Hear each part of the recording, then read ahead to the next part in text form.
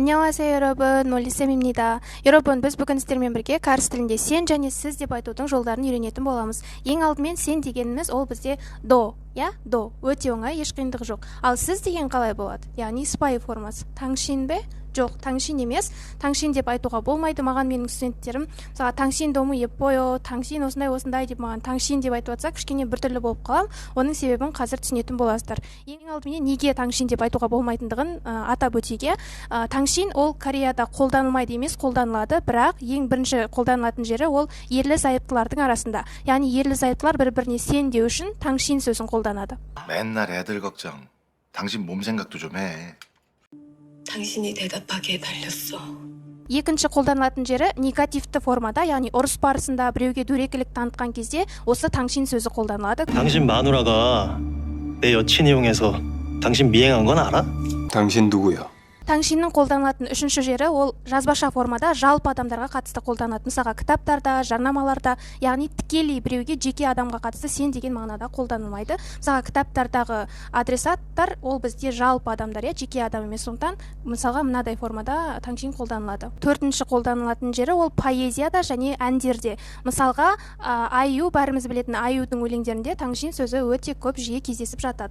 당신 내게 당신은 Олай болса қалай біреуге сіз деп айтамыз, Оның бізде 6 түрлі тәсілі бар. Ең біріншісі адамның аты және де ши немесе ним деген сыпайылық формалары. Бұл бірінші тәсіл. 이수호 씨. 왜 그러시죠, 임주영 씨? Екінші тәсіл кычок. Сөзбесіз аударатын болсақ, к арғы, чок деген жақ, яғни арғы жақ. Яғни өзіне қарама-қарсы тұрған адамға қаратып кычок деп айтады. 그쪽 기다렸어요. 그쪽이 상관할 일 아닙니다. 그쪽도 조심하시오. Үшінші тәсіл чане. Чане сөзі бұл көбінесе жасы бір 50-лерден асқан және көбінесе ер адамдар өзінен кіші адамдарға қатысты қолданылатын сен сөзінің аудармасы.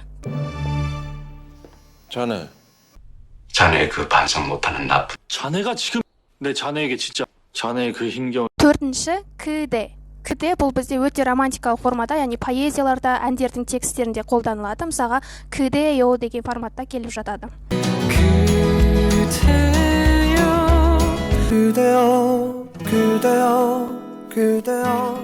Сіз деп айтудың бесінші тәсілі ол өзіңіз сөйлескелі тұрған адамның әлеуметтік атауы арқылы атау. Яғни, мысалға, жұмыстағы, отбасындағы, мектептегі, немесе тағы басқа жағдайларда отбасында қандай әлеуметтік атаулар? Мысалға, мама, папа, әпке, аға деген секілді. Яғни, омма, онни, дуна, хёң, оппа деген секілді.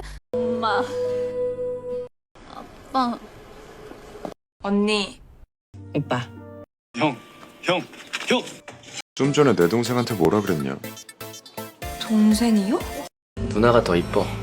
келесі жұмыстағы әлеуметтік атаулар, мысалға сажаңним, дөпионним, 실장님, 원장님, 부장님 деген секілді. Ары қарай мектепте, мысалға хубе бар, сонбе деген бар. Сонбе дегеніміз, мысалға сіз 2017 жылы оқуға түскен болсаңыз, 2016 жылы, яғни сізден бұрын түскендер сізге сонбе болады, қандай да бір нәрсені ерте бастаған адам, сонбе. Ал сіз мысалға 2017-де түстіңіз, келесі 2018-де түскен студенттер сізге хубе болады, яғни қандай да бір нәрсені сізден кейін бастаған. Яғни осында мектепте сонбе, хубе, сонсаңним, кёсыңним деген секілді әлеуметтік атаулар бар. Келесі тағы да басқа әлеуметтік атаулар бар, мысалға таныс емес, просто сізден үлкен адамдарға аджума, аджумони, аджоши, агаши, чоңгак деген секілді атаулар бар. Ең соңғы 6-шы тәсіліміз ол сол адамның мамандық атауы және ним қосымшасы. Мысалға, сонсеңним, чакканним, кисанним, кижаним деген секілді. Тағы да бір неофициальный 7-ші түрін қосып кеткім келеді. Ол түрі, мысалға, сіздер дарама көретіндер білуі мүмкін. Дарамада таныс емес, атын білмейтін, оның мамандығын білмесе қалай атайым деп ойлауыңыз мүмкін. Сол кезде сол адамның бойындағы бір ерекше нәрсе арқылы да атап жатады. Мысалға, дарамада адамдар бір-бірін жаңағындай туфли деп атай салады, зонтик деп атай салады. Мысалға, ол адамменен танысқан кезде, ол адам мысалға туфли шешіліп қалды, оның көзінше сол есінде қалып қалды, сондықтан ол адамды туфли деп атауы мүмкін. Немесе жаңағы ең алғаш көрген адам оған жаңбыр жауып тұрған күні өзінің зонтигін бере тұрды, сосын келесі көргенде ол адамды зонтик деп атауы мүмкін. Дарамаларда көп көріп жатасыздар, осындай біртүрлі атауларды міне бұл да бір 7-ші тәсіл ретінде айтуға болады. Мысалы, келесі видеоны көріп келейік.